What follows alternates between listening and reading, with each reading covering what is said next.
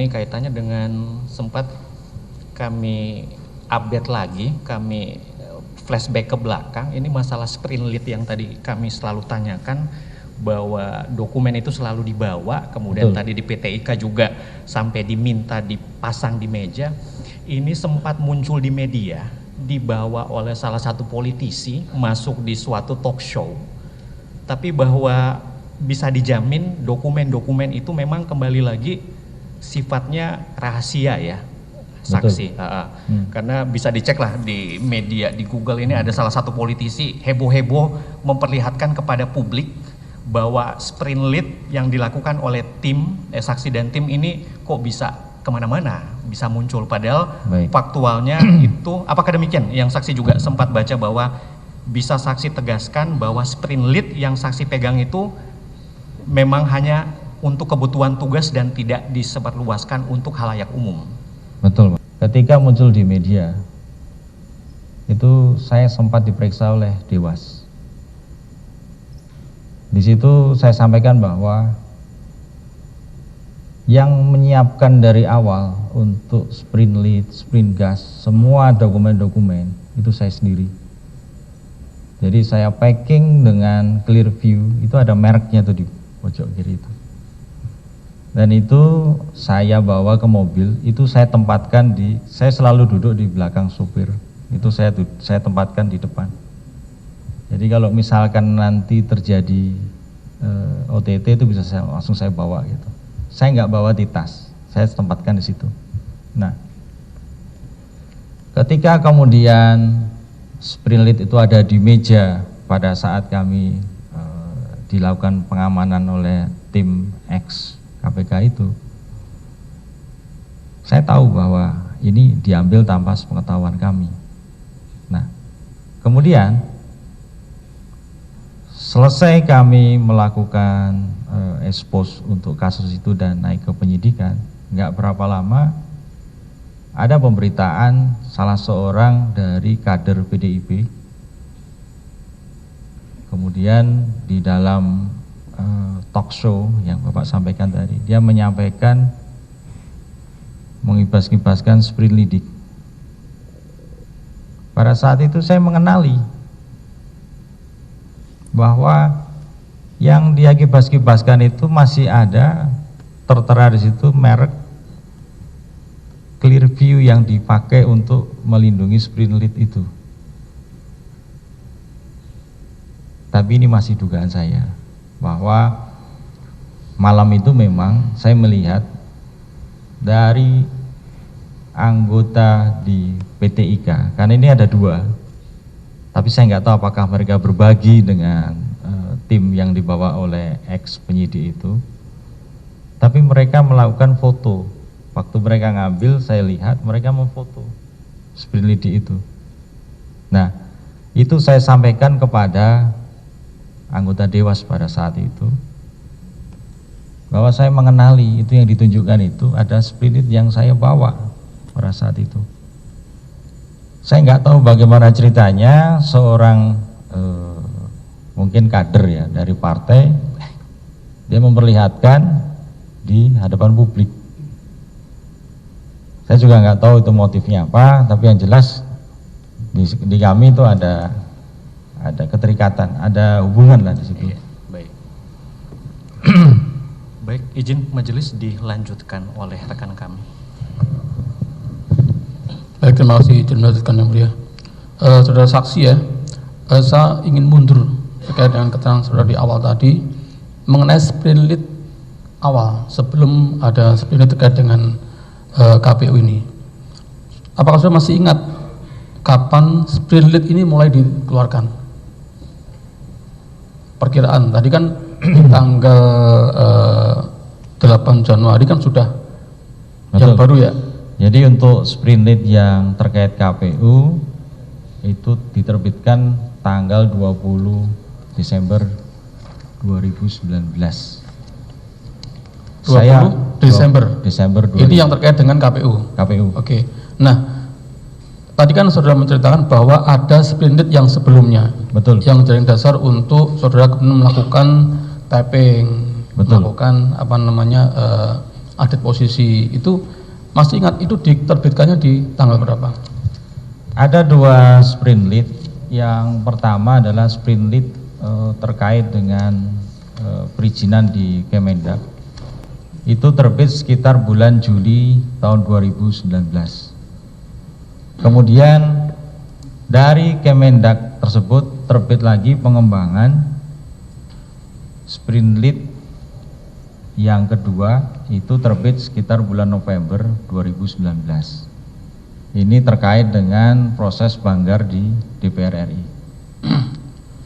Izin mengingatkan ini, kalau di data di kami itu Sprilidik nomor 146/01/12/2019 tanggal 20 Desember 2019. Itu yang KPU ya Pak? Ini terkait dengan tindak pidana korupsi berupa penerimaan hadiah atau janji oleh penyelenggara negara di KPU. Betul ya? Betul Pak. Nah, kalau yang terkait dengan DPR RI tadi di bulan apa tadi sudah? Itu sekitar bulan November. November kalau, ya? Kalau tidak salah. Masih ingat nomor sprint lead-nya? Saya lupa. Lupa ya. Di dalam data kami Sprilidik nomor 134/01/11/2019 tanggal 26 November 2019. Baik, 134. Betul ya? Saya ingatnya 134 aja. Oke, baik. Nah, kemudian setelah sprint lead tadi kan kemudian di tanggal 8 itu dilakukan OTT. Apakah saudara juga masih ingat terkait dengan ekspos perkara setelah OTT dilanjutkan dengan ekspos? Masih ingat saudara? Masih ingat. Apakah saudara ikut di dalam ekspos tersebut? Ikut. Ikut. Ikut. Tanggal berapa itu? Itu tanggal 9 siang. 9 Januari 9 Januari 2020. 2020. Baik. Di dalam ekspos itu siapa aja yang ikut terlibat? Yang terlibat adalah satu tim utama, yaitu sprint lidik dari penyelidik yang utama. Kemudian ada penyidik, sebagian penyidik ikut. Kemudian ada 5 pimpinan. Kemudian dihadiri juga oleh deputi penindakan, pada waktu itu PLT. Kemudian ada Dirsidik. Kemudian ada Dirlit pada saat itu. Kemudian ada Dirtut dan JPU yang terlibat pada saat itu. Kemudian ada salah satu, kalau nggak salah Jubir. Jubir ada waktu ya? Ada. Jubir atau humas? Waktu itu di notulen itu saya hanya mengingat nama. Apakah pada saat itu menjadi Jubir atau humas, saya kurang begitu paham. Itu bernama saudara Febri Diansah. Ada pada waktu itu ya? Ada di presensi, ada dia tanda tangan pada saat itu. Dan kemudian beliau juga melakukan semacam kesimpulan yang dirunut, mungkin itu akan dijadikan sebagai pemberitaan. Jadi di apa ya? Pointers pemberitaan itu ya. Di capture lah pada saat itu. Baik. Nah, kemudian tadi kan kalau saya mengikuti kronologis yang saudara ceritakan tadi kan, saudara kan di jam 3 dini hari kan masih di PTIK tadi ya. Ya. Nah, kemudian kok bisa kemudian di tanggal 9 sudah bisa ikut ekspos? Jadi karena kami kedatangan dari Dirsidik pada saat itu, Pak RZ Panca, kemudian kami juga sudah dilakukan tes urin. Nah, kami dipersilakan untuk pulang pada saat itu. Kami pulang, kemudian kami melakukan diskusi kembali dengan beberapa tim yang masih tersisa pada saat itu. Dan kami diminta untuk melakukan pengamanan terhadap beberapa dokumen yang nantinya akan diperlukan dalam proses penyidikan. Jadi biasanya kami akan melakukan proses istilahnya proses prasegel, Bapak. Belum kami lakukan penyegelan, hanya untuk mengamankan supaya statusnya quo, jadi tidak berpindah tempat. Itu ada beberapa tim yang turun. Kemudian sekitar pukul 10.11 kami kembali ke kantor, kami menyusun paparan dan melakukan harmonisasi terhadap BAPK yang sudah dilakukan. Oke, baik. Nah, dari paparan yang tadi saudara siapkan, apa yang saudara simpulkan dari rangkaian peristiwa yang saudara lakukan penyelidikan tadi? Jadi yang kami sampaikan terhadap pimpinan pada saat itu bahwa sudah terjadi peristiwa suap menyuap terhadap komisioner KPU, yang mana dalam hal ini sebagai pihak penyuap pada saat itu sesuai dengan paparan yang kami tampilkan, seharusnya di sana kami menuliskan saudara terdakwa, tapi pada saat penulisan di notulen kami sampaikan bahwa ini saudara terdakwa harus masuk karena ada sebagian sumber dana yang pada saat itu ditalangi sebesar 400 juta, itu harus dipertanggungjawabkan.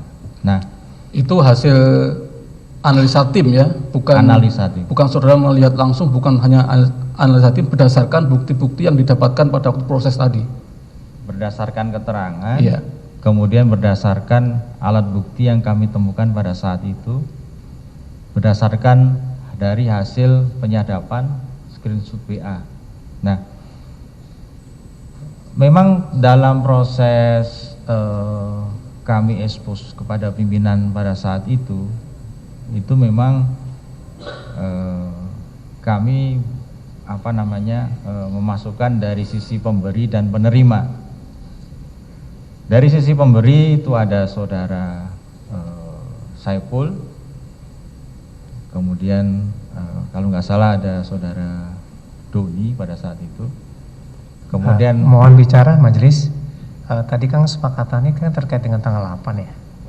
Ya, ini masih seputar proses yang mulia. Proses. Ya, ini kan bukan fakta beliau ini kan. Nah, faktanya kan tadi dikaitkan dengan pasal di tanggal 8. Nah, pertanyaannya adalah apakah itu relevan? Kan tadi kan sudah ditanyakan apakah ini analisis Anda, bukan tim. Kan gitu. Nah, ini sudah ada asumsi jadinya kan. Nah, mungkin tolong difokuskan bahwa ini untuk di tanggal 8. Itu aja majelis. Terima kasih. Izin yang mulia, ini kan hanya rangkaian dari 8, kemudian dibuatkan paparan dan ini menjelaskan hasil kesimpulan yang dibuat dalam paparan tersebut. Ya, maaf, tapi kan kesepakatan di tanggal 8. Itu aja sih sebenarnya. Ini kan saksi fakta kan? Iya. Fakta terkait proses ekspos, proses penangkapan, dia ikut semua fakta itu.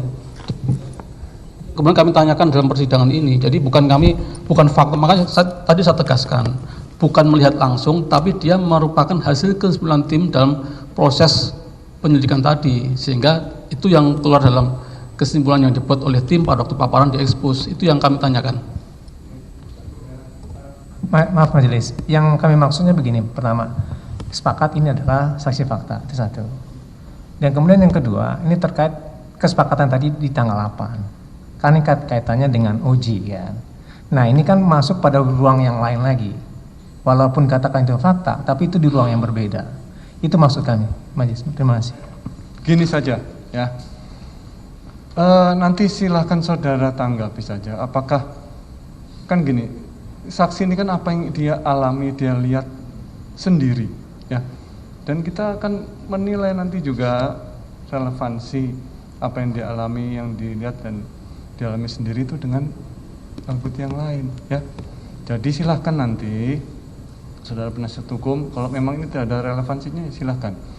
Tapi dari keterangan saksi tadi, yang bersangkutan sedang menjelaskan proses ketika itu dalam terkait dengan analisa tim. Ini berbicara kejadian ketika itu. Memang tidak melulu penangkapan ya, tapi kan sedang menceritakan mengenai proses dalam hasil dari analisa tim. Ya nanti sudah nilai aja. Ini ada relevansinya apa tidak. Ya, begitu ya. Nanti kalau dipilah-pilah, wah, nanti tidak sesuai dengan makna. Keterangan saksi itu adalah keterangan saksi yang melihat, mengalami, mendengar sendiri. Gitu ya, saya rasa ya.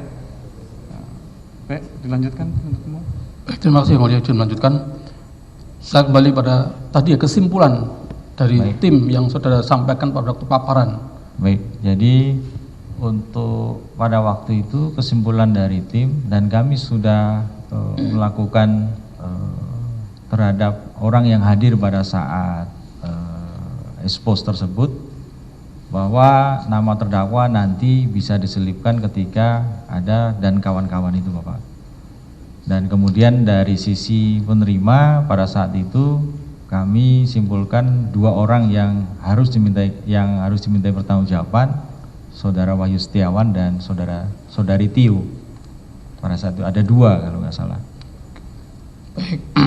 Kemudian disepakati yang naik pada waktu naik adalah Saiful Bahri, kemudian Tio, kemudian Harun Masiku dan Wahyu Setiawan ya.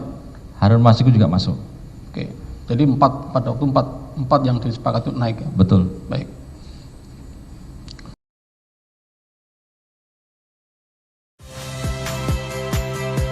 Saya Friska Clarissa.